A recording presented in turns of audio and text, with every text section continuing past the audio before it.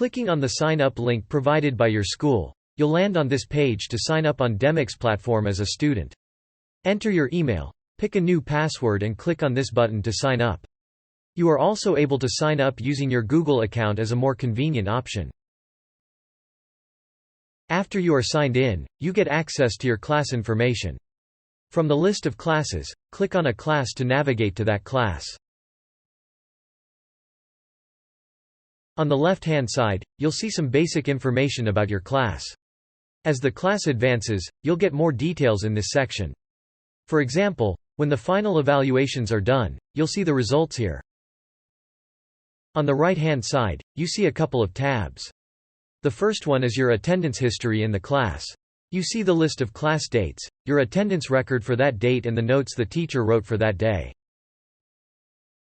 Click on the Course Material tab to study the files, videos and lesson notes provided by the teacher. In the Quiz tab, you can see upcoming quiz dates. If the quiz is online, the link to take the quiz will appear here. After the quiz is over, you'll see the grades for that quiz. In the Homework tab, you can see your homework and their due dates. The last tab is for feedback. Sometimes your school or teacher shares a survey form here so you can provide them with your feedback about the class. You can see your classes on a calendar by clicking on the menu bar. It's easy to navigate to other weeks to see what is coming up.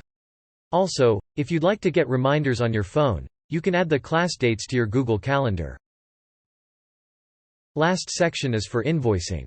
Please keep in mind, some schools use other invoicing systems and you don't see this option when you log into Demiks. If you see the Invoices option in your left bar menu, click on it to see the list of your invoices. Each invoice shows the details of your course, prices, taxes, discounts and payments.